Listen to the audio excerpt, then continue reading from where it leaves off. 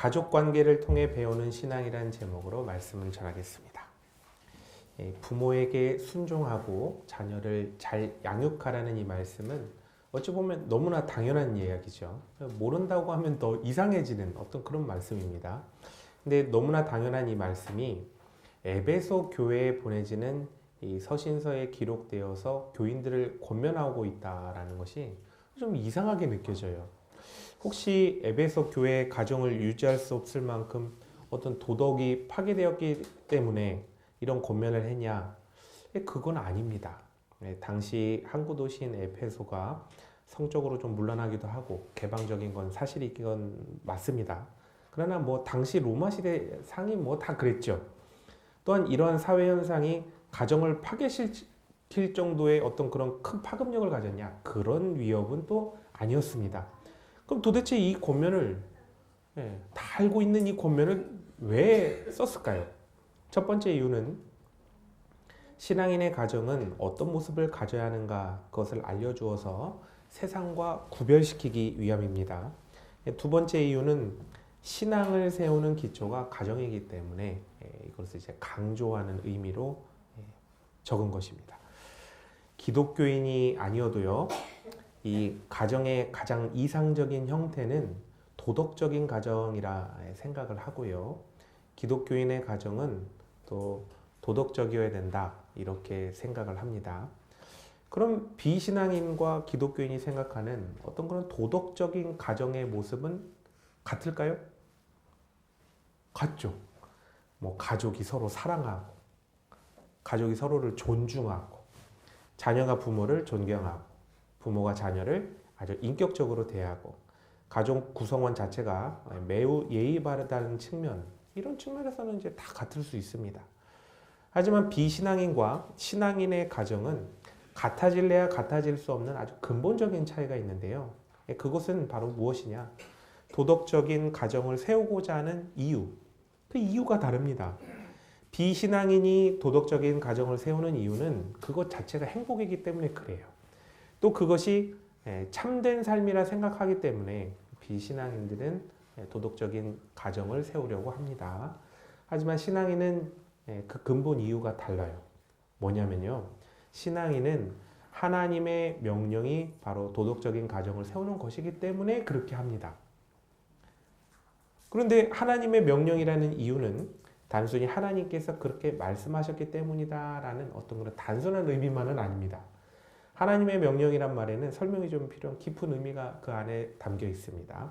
이것을 설명하자면 본문 말씀 1절과 4절을 보시면 부모와 자녀의 관계 성립이 부모, 자녀 이렇게 딱 양자 간의 관계로 설정되어 있는 것이 아니라 주 안이라는 하나님 안에서 관계가 서로 간에 설정되도록 하고 있는 것을 보게 되기 때문인데요.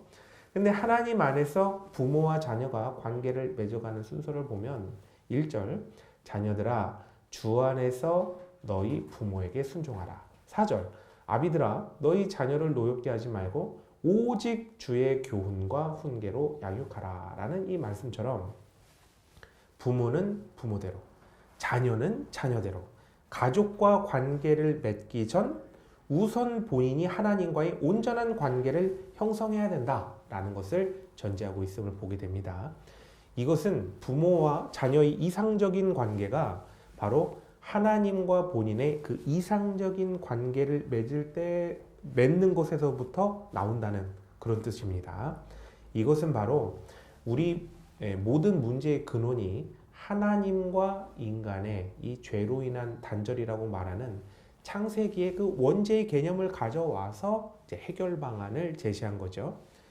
모든 문제의 근원인 하나님과 본인과의 단절이라는 이 원죄의 문제를 회복시켜야 가족 관계와 모든 가족에 대한 문제가 해결이 되는 겁니다. 자녀와의 문제가 해결되려면 하나님 앞에 부모인 내가 먼저 바로 서야 되고요. 부모와의 문제가 해결되려면 하나님 앞에 자녀인 내가 먼저 바로 서야 되는 것입니다. 결국 가정을 바로 세워나가는 일은 본인이 복음으로 바로 세워지는 것과 매우 밀접하게 연관되어서 함께 진행되어 가는 일이구나라는 걸 이제 알게 되는데요. 그런 복음으로 가정을 세워나가기 위해서 하나님 앞에 나가게 되면 가장 먼저 무엇을 보게 될까요? 뭐를 먼저 보게 되는 것 같습니까? 바로 하나님의 관계입니다. 아버지이신 하나님, 하나님의 아들이신 예수님, 또 하나님과 예수님의 영이신 성령님과의 이 세 분의 관계, 이게 가장 먼저 보이게 되죠. 세 분이시지만 하나님 안에서 온전히 하나가 되신 그 삼위일체 하나님의 삼위일체 관계가 먼저 보이게 됩니다. 그리고 이 삼위일체의 관계는 곧 내가 이상적으로 세워나가야 될 가족관계의 그 이상적인 형태의 모범이 된다는 것입니다. 바로 모두의 진정한 아버지 되신 하나님 안에서 온전한 합의를 이루는 것, 그것이 가정의 목표가 되어야 된다는 거죠. 자, 근데 여기서 매우 중요한 전제 조건이 하나 있는데 그걸 좀 깨달으셨는지 모르겠습니다. 그게 뭐냐? 바로 삼위일체 관계는요, 애초부터 절대 끊어질 수 있는 관계가 아니라는 거예요. 아니, 끊어질 수가 없어요. 보통 삼위일체라는 관계를 생각할 때 하나님, 예수님, 성령님 세 분이시지만 하나님 안에서 온전한 합의를 이루신 분이라는 이 합의의 개념만 생각하거든요. 근데 이 삼위일체라는 관계가요, 나는 싫어요, 나는 마음이 변했어요 라고 해서 그렇게 끊어낼 수 있는 관계가 아니라는 겁니다. 애초부터 영원토록 함께할 수밖에 없는 관계 속에서 이루어내는 그런 합일 관계라는 거죠. 인간의 혈연 관계도 그렇습니다. 혈연 관계는요, 뭐 싫어지고 마음이 변해진다고 그렇게 끊어낼 수 있는 관계가 아닙니다. 끊어낼 수가 없어요. 싫거나 미워지면 정말 봐야 할 때만 보기도 하고요. 어떤 뭐 법적으로 갈라서기도 하지 않습니까? 그리고 뭐 남이라고 여기고 아예 인연을 끊어버리기도 하고 뭐 그렇게 하죠. 그런데요, 그렇게 끊어졌다고 하는 건 내 생각만 끊어진 거예요. 혈연은요, 피가 흐르기 때문에 절대로 끊어질 수가 없습니다. 절대로 끊어질 수가 없어요. 뭐 수혈을 받아서요, 내 속에 있는 뭐 피를 전부 다 갈았다 하더라도 이 피로 맺어진 관계는 끊어낼 수가 없습니다. 그런데요, 이렇게 혈연 관계는 끊을 수 없으니까 문제가 생겨요. 아예 끊어버리면 문제가 이제 생기지 않는 거죠, 그다음부터. 근데 끊이지 않으니까 문제가 생깁니다. 중마고우라 생각했던 친구도요, 안 보잖아요? 그럼 남 돼요. 없으면 죽을 것 같다고 여기던 연인들도요, 안 보잖아요? 그럼 남이 돼요. 하지만 혈연 관계는요, 안 보고 연을 끊을래도요, 물려받은 유전자가 같은데요, 끊어질 수가 없습니다. 도대체 끊어낼래야 끊어질 수 없는 그런 관계이기 때문에 옛날 어른들로 옛날부터 이 혈연 관계를 천륜이라고 하지 않습니까? 하늘이 정해준 인연이다 라고 해서 절대 떨어질 수 없다. 옛날 어른들도 그렇게 얘기하지 않았습니까? 혈연은요, 하나님께서 맺어주신 절대로 끊어질 수 없는 관계입니다. 절대로 끊어낼 수 없도록 하나님께서 애초부터 태어날 때부터 묶어 놓으신 거예요. 이렇게 끊어낼 수 없도록 묶여 있으니 해결할 수 없는 문제와 갈등이 생기게 됩니다. 그리고 문제와 갈등 속에서도 그냥 거기서 이제 서로 간에 헤어지면 상관이 없는데 끊을 수가 없으니까 더 문제와 갈등이 더 커지는 그런 악순환이 이제 계속 벌어지게 되는 거죠. 이렇게 해결할 수 없는 문제가 생긴다는 것은 문제의 해결 방법을 찾으라는 뜻이 아닌 것 같습니다. 그럼 왜 이렇게 해결할 수 없는 문제가 생기냐? 바로 해결할 수 없는 문제의 해결자가 하나님이시다라는 그 사실을 보여주시기 위함인 것 같습니다. 야곱이요, 형 에서를 속여서 장자권을 뺏은 다음에요, 살기 위해서 도망칩니다. 그리고 나서 20년의 시간을 삼촌 집에서 보냈어요. 그리고 나서 고향으로 이제 돌아오게 되는데요, 이때 야곱이요, 자기를 죽이려 하던 형 에서와 다시금 조를 해야만 합니다. 피할 수가 없어요. 다시 만나야만 합니다. 형과의 모든 관계를 끝내서 20년이나 지나지 않습니까? 형과의 모든 관계를 끝내서 다시는 보지 않고 생을 마감하게 되는 것이 아니라 다시금 만나야 되고 만나서 이 해묵은 갈등을 해결해야만 했다는 거지요. 왜 그렇게 했냐? 왜 그렇게 꼭 해결할 수밖에 없냐? 그 이유를 말하자면 어떤 겉으로 보이는 이유는 야곱의 상황이 고향으로 돌아갈 수밖에 없는 상황이 되었기 때문에 그렇다. 이렇게 뭐 말을 할 수 있겠지요. 하지만 그 진짜 이유가 무엇인가? 그 속을 딱 해보면 하나님께서 야곱이 에서를 조우할 수밖에 없는 그 상황으로 몰아가셨기 때문에 다시 만났어요. 하지만 아무리 야곱이 자식의 상황이 에서를 다시금 만날 수밖에 없는 상황일지라도 야곱의 힘만으로는 에서와의 관계를 회복할 방법이 없습니다. 아무리 만나서 회복할 수가 없어요. 그래서 야곱은 에서를 만나기 전 뭐를 하냐면요. 하나님을 굳게 붙잡습니다. 꽉 붙잡아요. 그래서 복을 주시기 전까지 절대 놓지 않겠다고 아주 꽉 물고 늘어졌는데요. 어디까지 물고 늘어졌냐면 환도뼈가 부러져도 놓지 않았다는 거예요. 환도뼈가. 내 뼈 아니니까 상관없다는 내 뼈가 부러졌어 봐요. 자, 근데 여기서 아이고 뭐 씨름한 게 뭔 대수냐 그러겠지만요. 이 씨름할 당시 야곱 나이가 약 97세예요. 97세. 여러분 97세보다 더 드신 분 한번 손 들어 보십시오.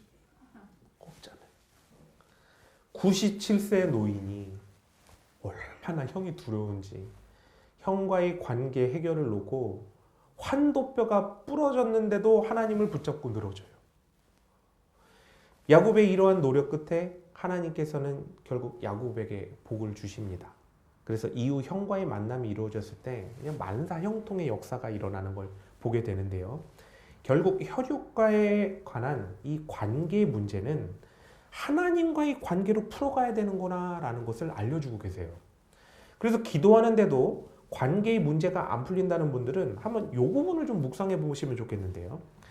야곱이요, 형하고 화해하기까지 몇 년이 걸렸냐면요. 그 믿음의 조상 야곱도 20년이 걸렸다는 거예요. 야곱도 20년. 야곱의 20년은 그냥 20년이 아니죠. 야곱의 20년이 어떤 20년이었습니까? 바로 하나님 앞에 바로 서기 위한 20년이었다는 거예요. 근 100세의 노인이 환도뼈가 부러져 가면서도 기도할 때 역사가 일어나지 않습니까? 하나님께서 야곱의 이런 이야기를 보여주시는 것은 혈연이라도 관계의 문제를 해결하는 것은 어렵다. 혹은 오랜 시간이 걸린다. 이런 걸 알려주시기 위한 것이 아니라요. 야곱과 형의 화해가 20년이 걸리고 그리고 결국에 마지막에 야곱이 하나님께 목숨을 걸고 기도했다는 것은 관계의 문제는 곧 하나님 앞에 한 인간의 인생이 바로 세워지는 문제이다 라는 겁니다. 하나님께서는 관계의 문제로 나온 인간이 신앙적 성숙을 이루어서 하나님께 생명까지도 맡길 수 있는 정도까지 성숙하도록 인도하신다라는 것을 이 이야기를 통해서 보여주고 계십니다. 이렇게 신앙인에게 혈연 관계는 곧 신앙생활이 되게 되는데요. 혈연 관계는 그 문제를 통해서만 신앙생활과 자체를 통해서도 신앙생활과 아주 밀접한 관계가 이제 이루어지게 되는데요. 여러분, 인간이 머리로 아는 거하고요, 직접 체험하는 거하고요, 완전히 다릅니다. 실제로 우리가 보고 만질 수 있는 것을 직접 보지 않고 어떤 사진으로만 보고 동영상으로만 이렇게 보는 것하고요, 내가 직접 가서 보고 만지는 것, 이거는 완전히 다르지 않습니까? 그런데 눈에 볼 수 없고 만질 수도 없는 하나님에 대해서 어떻게 할 수 있겠어요? 하지만 인간에게는 무엇이 담겨 있죠? 하나님의 형상이 담겨 있지 않습니까? 그래서 혈연 관계를 통해서 하나님께서 어떤 분이신지를 이제 간접적으로 알 수 있게 되는데요. 먼저는 대속에 대해서 알게 됩니다. 대속. 하나님께서 사랑이라는 이유만으로 어떻게 그 아들을 십자가의 죽음으로 내어물 수 있는가? 인간이 뭐라고? 어떻게 아들을 내어줄 수 있지? 라고 이해할 수 없고 받아들일 수 없다라고 어떤 분들은 얘기하는데요. 하지만 자식을 낳아본 부모는 좀 이해를 가요. 뭐냐면요, 완전히는 몰라도 어렴풋이 안다는 거예요. 그 어떤 대가가 없더라도 자식을 위해서라면 모든 것을 희생할 수 있는 것. 사랑이라는 이유로 목숨도 내어줄 수 있다는 걸 이제 알죠. 그래서 혈육 관계는 바로 대속을 알게 합니다. 또 하나님께서 기도에 응답을 주시고 가장 좋은 때에 가장 좋은 것을 주신다는 언약을 이해할 수 없고 받아들일 수 없다. 이렇게 얘기하는데요. 하지만 부모를 둔 자녀들은 좀 압니다. 뭐를 아냐면요. 확실히는 몰라도 본능적으로 안다는 거예요. 자녀들이요. 부모에게 어떤 걸 막 요구하지 않습니까? 그런데 부모는요. 자녀들이 요구한 걸 절대 묵살하지 않습니다. 그냥 한번 뭐 겉으로는 뭐 이렇게 묵살한 것처럼 보이지만 그 요청을 절대 그냥 완전히 무시하지 않습니다. 부모는 요청받은 거에 대해서요. 자신이 할 수 있는 것에 최선을 다해서 좋은 걸 줘요. 최선을 다해서. 그런데요. 요청받은 그대로 주지 않습니다. 자녀가 더 좋아질 수 있도록 더 나은 사람이 될 수 있도록 만들어주는 것. 그걸 부모들은 주지 않습니까? 그래서 혈육관계는 바로 하나님께서 주시는 기도의 응답을 알게 해주십니다. 또 하나님께서 어떤 죄도 사해 주신다는 것을 어떤 사람들은 뭐 이해할 수 없다, 받아들일 수 없다 이렇게 얘기하는데요. 하지만 혈육관계에 있는 자들은 그것을 알고 또 삶을 통해서 평생 배워나가게 됩니다. 어떤 죄도 혈육을 끊어낼 수가 없어요. 안 끊어지는 거예요. 어떤 죄도 용서 못할 죄는 없다라는 것을 배워갑니다. 부모가 자식을 볼 때요. 용서 못할 죄가 없습니다. 자식이 부모를 볼 때요. 막 용서를 못할 것 같잖아요. 근데 시간이 다 지나면 용서 못할 죄가 없어요. 핏줄이 얼마나 질기고 굵은지 시간이 걸릴 뿐 용서 못할 죄는 없어요. 그래서 혈육관계는 하나님의 이 무조건적인 용서를 알게 하십니다. 물론 가족관계가 어그러져서 하나님에 대한 이해를 하지 못하고 이 어그러진 가족관계를 곧 하나님에 대한 관계로 인식하는 어떤 그런 분들도 계실 겁니다. 그러한 분들이 하나님에 대한 올바른 인식을 갖게 되는 것은 하나님 앞에 바로 선 신앙인이 참된 사랑을 베풀어 줄 때, 그 사랑을 통해서 하나님에 대한 참된 인식을 이제 개선하게 되는 거죠. 이렇게 하나님께서 자신의 중심이 되시고 혈연 관계의 중심이자 기준이 되시면 그때부터 부모는 자녀에게, 자녀는 부모에게 어떤 관계를 맺어 나가야 하는가, 그것에 대해서 정확한 방향, 또 그 방법, 이런 것들이 이제 아주 구체적으로 보이게 됩니다. 자, 그럼 가정에서 가장 먼저 세워져야 되는 것이 무엇일까요? 하나님 중심이 되는 가정을 세우려면, 하나님이 중심이 된 관계를 세워나가려면 가정에 가장 먼저 뭘 세워야 되겠습니까? 예배를 세워야 돼요. 반드시 세워질 수밖에 없습니다. 하나님의 말씀과 기도가 중심이 되는 예배가 구심점이 되어서 다른 모든 가족의 구성원들이 이제 모이게 되는 거죠. 그리고 부모가 자녀에게 어떤 말을 하게 될 때도 이것은 하나님께서 뜻한 것이 맞는가? 이걸 항상 신앙적으로 검증하게 돼요. 그리고 반대로 자녀도요, 부모에게 어떤 말을 할 때 이건 하나님 뜻대로 말씀드리는 건가? 라는 신앙의 검증을 반드시 한번 거치게 된다는 거죠. 또 어떤 행동과 또 같이 하는 어떤 관계적인 일을 해 나아갈 때 반드시 먼저 기도할 수밖에 없습니다. 그리고 하나님 안에서 조율해 나가게 되는 거예요. 그리고 함께하는 모든 일의 근본에 사랑이 자리 잡게 됩니다. 그리고 나가서 우리 모두가 하나님께서 주신 각자의 사명을 따라 나가게 돼요. 각자의 사명. 그리고 그 각자의 사명을 가지고 나아갈 때 서로 돕고 협력하는 관계로서 발전해 나가게 됩니다. 하나님께서 창조하신 가정이 이런 신앙의 가정이니 진정 복음으로 바로 선 가정을 세워나간다면 그 자체로서 얼마나 아름답고 기쁜 공동체가 되겠습니까? 나아가서 야곱이 돌로 하나님의 제단을 쌓은 후에 베델이라고 이름 짓지 않습니까? 하나님의 집, 이렇게 이름을 짓습니다. 그런데요, 우리 가정에 베델이라는 예배의 제단이 굳건하게 자리 잡고 있다면 가정은 바로 하나님께서 주시는 복과 은혜가 넘치는, 하나님께서 주시는 복의 원천이 가정에 자리 잡게 되는 것이죠. 한국 사람들의 인식은 일이 곧 중심이다라는 어떤 그런 생각이 있습니다. 그런데 뭐 젊은 세대일수록 일보다는 가족을 중시하지만 그래도 아직도 멀었죠. 왜냐하면 먹고 살려면 일이 우선돼야 되는 형편에 있는 사람들이 너무나 많기 때문에 그래요. 이런 형편에 있는 가정에 대해서 뭐 돈보다 사람이 우선이지 않습니까? 가족이 우선이지 않습니까? 라고 말하면 쉽게 받아들일 수가 없습니다. 그럼 뭘 어떻게 된다는 말일까요? 돈만 벌어다 주는 사람이 되는 게 아니라요. 복음 안에서 공급자로서의 역할을 해야 된다는 겁니다. 복음 안에서 공급자로서의 역할이 돼야 된다는 겁니다.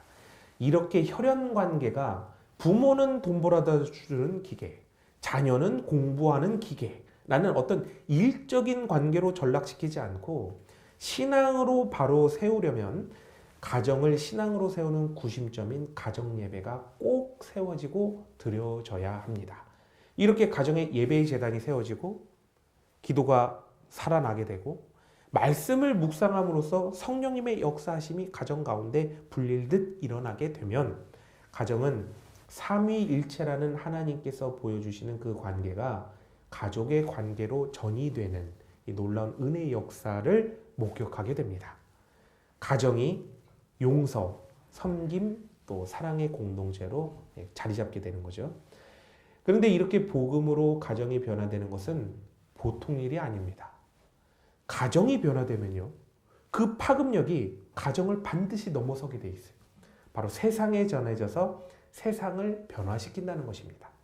수많은 가정이요, 주일에는 이제 교회 가서 아주 모범적인 모습을 보여주고 있다가 이제 교회 문을 나서서 집에 돌아오면 너무나 세상적으로 변하는 이 이중적인 모습을 보이다가 가정이 막 파괴되고 자녀들의 신앙이 막 소멸되는 어떤 그런 모습을 보게 되는데요. 가정은 방치하고 교회는 변화시키겠다. 가정은 방치하지만 세상은 변화시키겠다. 이런 생각은요, 말이 안 되는 얘기예요. 진정 교회를 변화시키는 사람은 가정도 변화시키고 진정 세상을 변화시키는 사람은 가정도 변화시키는 그런 사람입니다. 교회는 변화시켰지만 가정은 방치한다면 그거는 진실일까요? 거짓일까요? 거짓. 가정이 변화되지 못한 것처럼요, 교회도 변화되지 못해요. 이런 겉과 속이 다른 외식하는 교인들이 많아지면 많아지게 될수록 교회는 점점 더 외식하는 교회가 되는 거예요. 점점 더 거짓으로 보여지는 그런 교회. 그래서 성령님의 역사가 소멸되는 아주 메마른 교회가 되고 맙니다. 나아가서 전형적인 외식하는 교회가 되어서요, 보이는 곳에서는 아주 은혜가 넘치는 것 같은데 돌아서기만 하면 어떤 일이 벌어지냐. 서로가 서로를 비판하고 뒷담화하고 못나면 도태시켜버리고 제껴놓고 그런 교회가 되지 않습니까? 그러면 또 어떻게 됩니까? 이렇게 자꾸 외식하잖아요. 그러면 일만 하는 교회.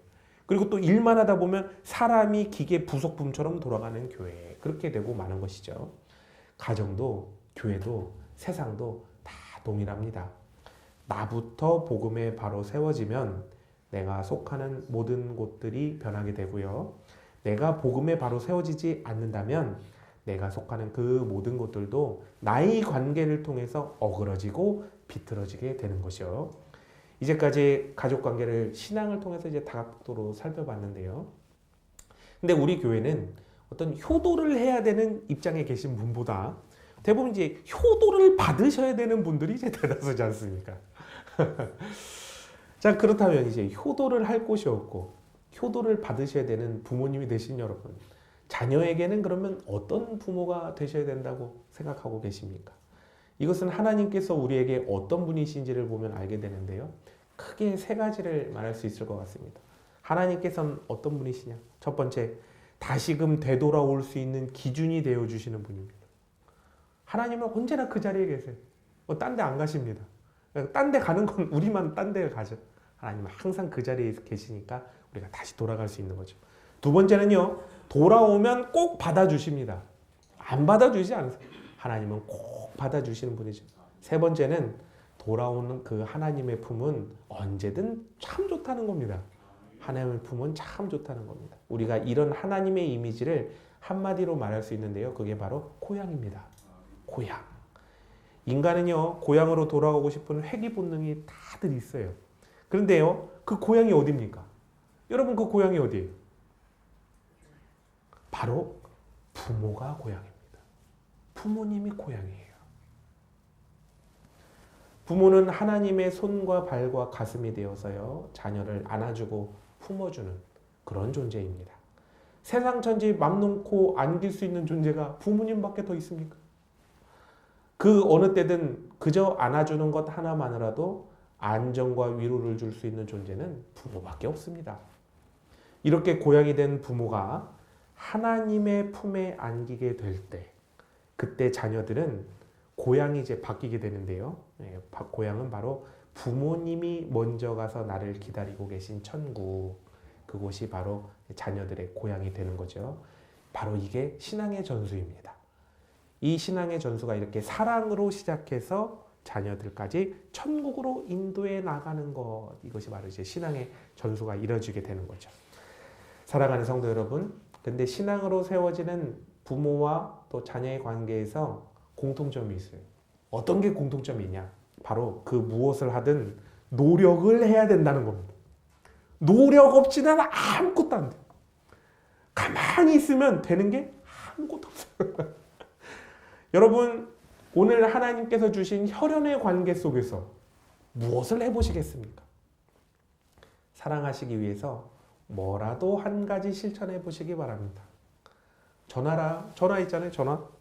요거 삐삐삐 이렇게 해서 한 전화를 들고만 계시지 말고 통화라도 한번 해보시기 바랍니다. 통화가 힘드신 분들 있어요. 젊으신 분들은. 그러면 뭘 해야 될까요? 문자 하면 돼요. 문자는 딱딱하면 카톡 이모티콘이라도 보내시기 바랍니다. 요즘 카톡 이모티콘에 아주 그냥 뭐 이렇게 카네이션 같은 것도 잘 돼 있더라고요. 탁 보내보시기 바랍니다. 밥 먹으면 좋은데요. 같이 밥 먹으면 참 좋은데 밥이 힘들면 아이스크림이라도 구멍가게 가서 같이 하나 드시기 바랍니다. 같이 뭐라도 먹어야 이렇게 친해져요. 네. 이런 시도 하나라도 있어야 관계는 개선되고 좋아집니다. 부모와 자녀, 자녀와 부모, 또 같은 형제들끼리 뭐라도 관계 개선을 위해 노력을 해야 됩니다. 그리고 무엇보다 가정이 신앙 가운데 바로 세워지기 위해서는요, 하나님 앞에 같이 머리 숙여 기도하는 시간이 반드시 있어야 됩니다. 같이 밥 먹기 전이라도 얘들아 기도하고 밥 먹자 이렇게 머리 숙여 기도하는 시간을 가져야 됩니다. 얘들아 성경책이 뭐하는 물건인지 아니? 냄비받침이 아니야. 비고 자는 베개가 아니야. 이게 말이야 펴지기도 한단다. 그러면서 이거 봐 이렇게 펴지지? 자 여기에 글자가 써 있어. 읽어봐. 성경을 펴서 한 구절이라도 읽으면서 가정 예배를 한번 시작해 보시기 바랍니다. 이렇게 신앙으로 굳건히 세워나가는 가정 속에 기쁨이 샘솟고 또 하나님께서 주시는 복과 은혜가 넘치고 사랑으로 하나 되어서 천국에 이르는 믿음의 가족이 다 되시길 예수님의 이름으로 축원합니다.